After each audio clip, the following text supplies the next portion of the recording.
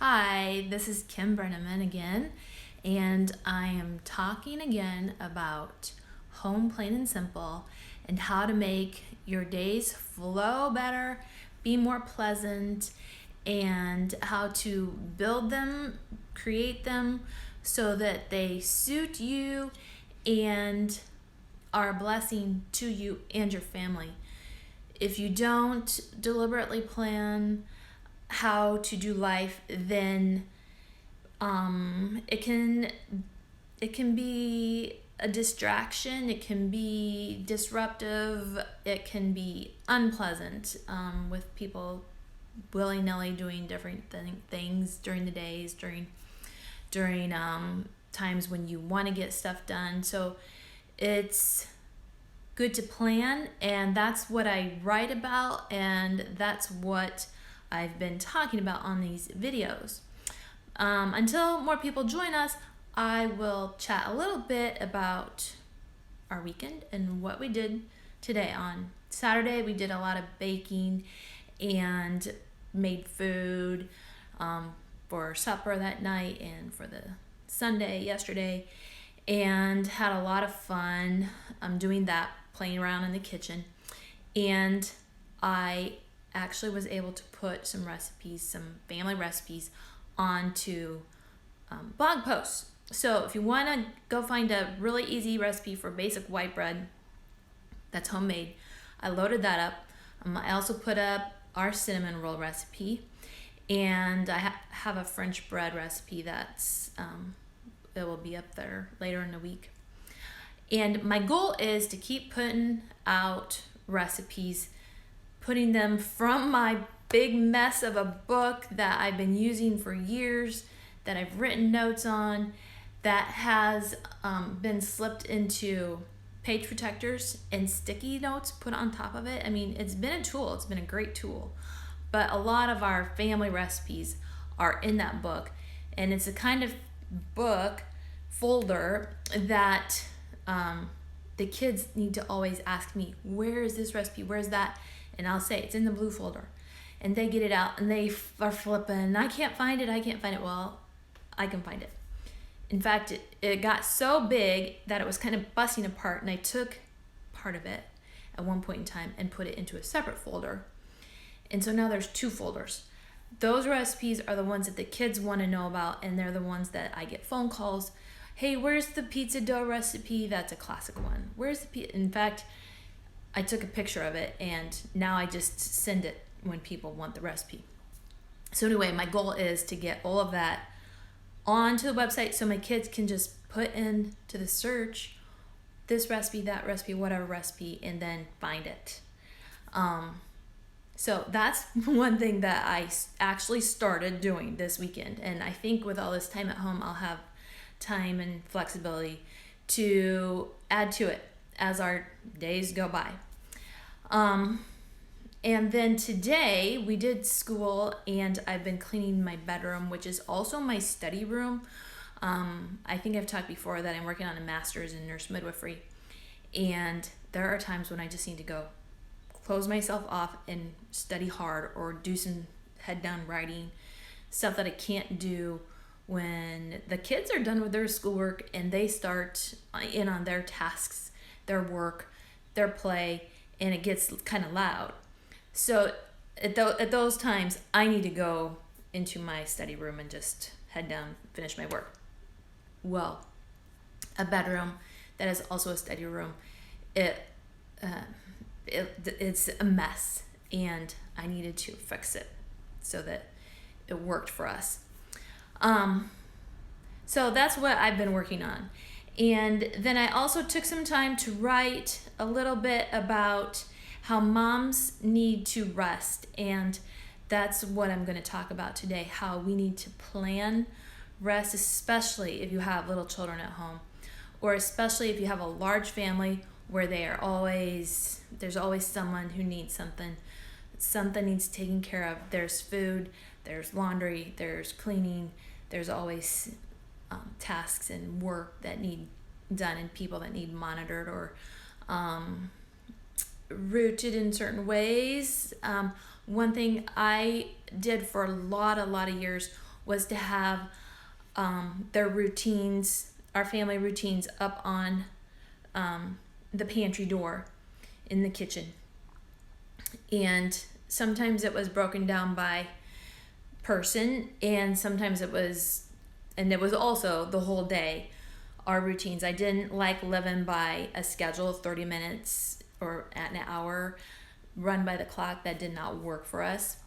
I think it might work for some people. I've tried it before, and there were just too many variables, too many interruptions, too many. If you add a baby, is it live again? Yeah, I got a call. Thank you, spam call. What was I saying about babies and toddlers and how they can disrupt life? I mean, you can be flowing along smoothly, and then all of a sudden, a kid has a blowout, or someone falls down and gets hurt, or somebody's sick, or just it can be anything, any day of the week, where a schedule, like a tight schedule where everybody is doing certain things, certain half-hour increments or hour increments, is blown up. We also live on a farm, so add in a farm and things that can happen with livestock, or somebody comes in the drive and needs some instruction. There's just things that disrupt life. So it was much better for us to work by a routine, and I would have it posted on our pantry door in time blocks. This is our morning routine, like before breakfast, and then a breakfast, and then this is our table time, this is our school routine, this is our lunch routine, and then along beside that were the chores, like mealtime chores, who's doing what chores, and I would keep people on certain chores for a long period of time, so I didn't have to reteach chores except for maybe every 6 months or a year. But if someone was not on task, I still had this reference to come back to and say, have you done these things? Where are you supposed to be at on this routine, on this list of things to do? Each kid also had their school routine. We always did Bible and math first, and then their other schoolwork after that. And so they had their school routine, and I would come point to their schedule. Have you done this? Have you done this? Have you done this? Where are you supposed to be at in this? And they usually knew. If we're sticking to a routine every single day, they knew where they were supposed to be, what they were supposed to be doing. So I could redirect them to that pretty quickly. Along with that, like I said at the beginning, it is really important for moms to build rest into their schedule.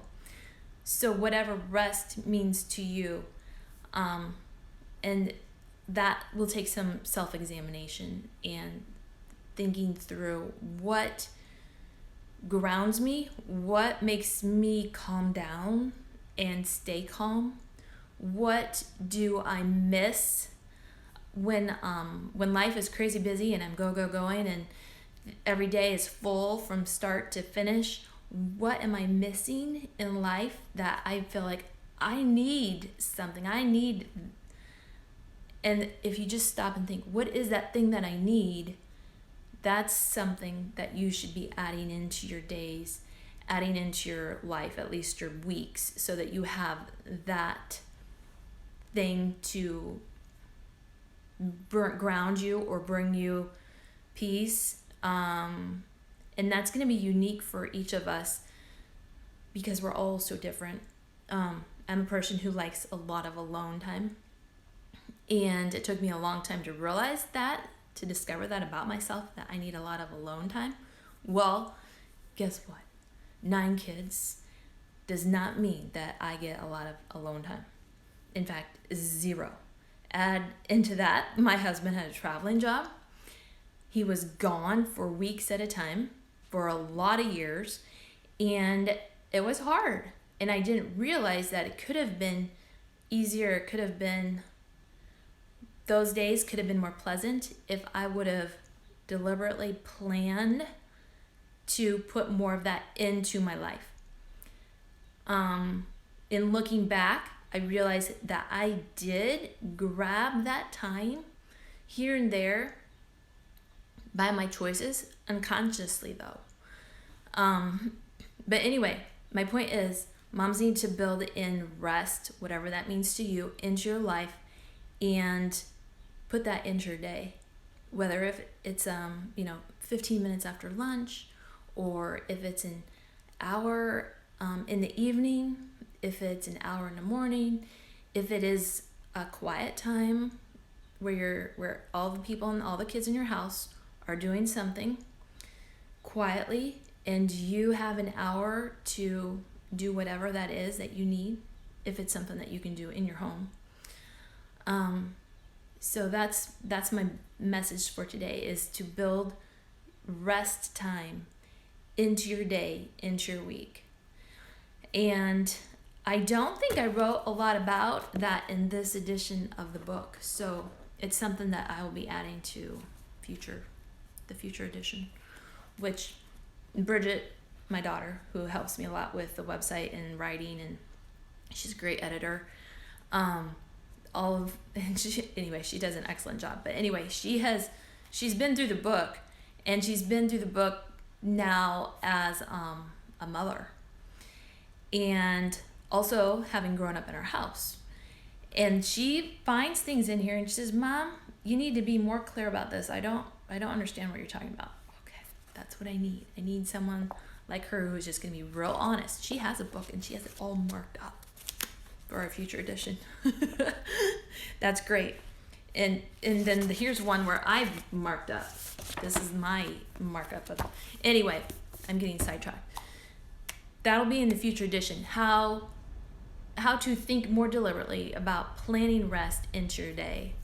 If you have any questions, if you have any comments, if you have any additions to, let me know about questions, feel free to send me an email,